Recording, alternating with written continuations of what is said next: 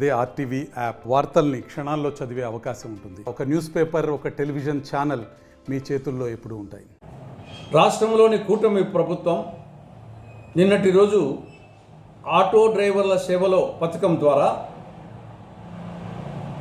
ఒక్కొక్కరికి ఏడాదికి 15,000 రూపాయల చొప్పున 2,90,669 మందికి 436 కోట్ల రూపాయలు ఆర్థిక సహాయం చేయడం ఇది హర్షణీయం. కానీ ఇది 75% మంది ఆటో డ్రైవర్లకు ఈ పథకం వర్తించడం లేదు. దీని ఆటో డ్రైవర్ల పథకం అనే దానికంటే ఆటో ఓనర్ల పథకం ఉండడం కరెక్ట్గా ఉంటుంది. ఎందుకంటే రాష్ట్రంలో దాదాపు 12 లక్షల మంది ఆటో డ్రైవర్లు ఉన్నారు. కానీ ఇళ్లల్లో 2,96,000 మందికి మాత్రమే వాళ్ళకు సొంతంగా ఆటోలు ఉన్నాయి. వాళ్ళకు మాత్రమే వర్తిస్తూ ఉంది. మిగతా వాళ్ళందరూ వేరే వాళ్ళ దగ్గర కిరాయికి తీసుకొని బాడెక్కు తీసుకొని నడుపుకుంటూ ఉంటారు. కానీ యాక్చువల్గా ఆటోల మీద ఆధారపడి జీవించే వాళ్ళకు మాత్రం వర్తించడం లేదు.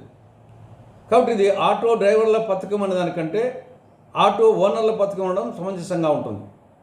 నిజంగా ఈ ఆటో డ్రైవర్ల పథకం అనిపించుకోవాలంటే నిబంధనలు మార్చి డ్రైవింగ్ లైసెన్స్ ఉన్నటువంటి అందరి ఆటో డ్రైవర్లకు, దాని మీద జీవనం సాగిస్తున్న ఆటో డ్రైవర్లందరికీ వర్తించే విధంగా నిబంధనలు మార్చాలని కాంగ్రెస్ పార్టీ కూటమి ప్రభుత్వానికి విజ్ఞప్తి చేస్తూ ఉంది.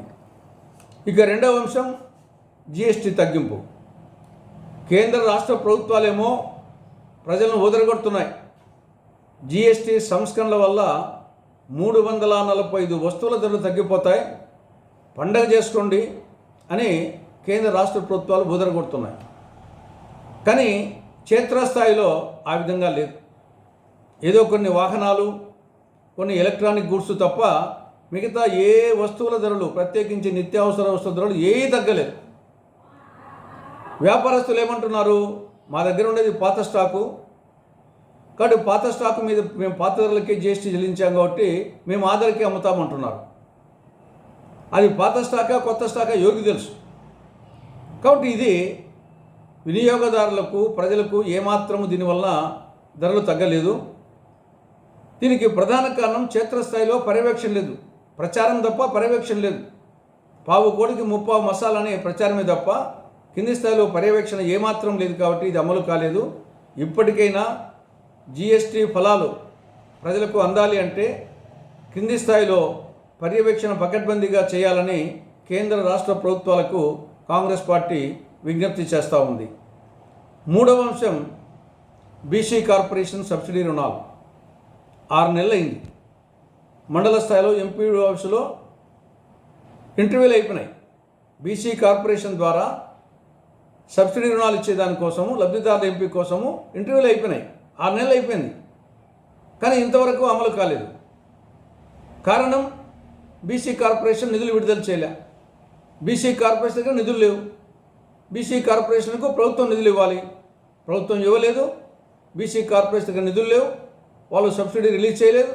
అందువల్ల బ్యాంకులు వచ్చేసి సబ్సిడీ కమ్ రుణాలు వాళ్ళు రిలీజ్ చేయడం లేదు. 6 నెలలు అయిపోయింది.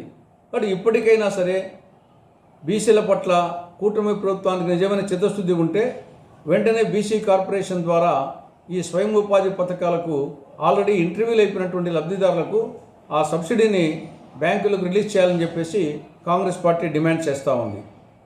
ఇక 4వ అంశం రేషన్ షాపుల్లో కందిపప్పు, నూనె. 8 నెలల నుండి రేషన్ షాపుల్లో కందిపప్పు సరఫరా చేయడం లేదు.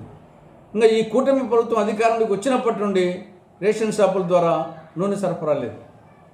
కాబట్టి వచ్చే నవంబర్ మాసం నుండైనా సరే రేషన్ షాపుల ద్వారా కందిపప్పు, నూనె సరఫరా చేయాలని కాంగ్రెస్ పార్టీ కూటమి ప్రభుత్వాన్ని డిమాండ్ చేస్తూ ఉంది. మరిన్ని వీడియోస్ కోసం ఛానల్ ని సబ్స్క్రైబ్ చేయండి. లేటెస్ట్ అప్డేట్స్ కోసం వాట్సాప్ ఛానల్ ని ఫాలో చేయండి. అండ్ లింక్ డిస్క్రిప్షన్ లో ఉంది.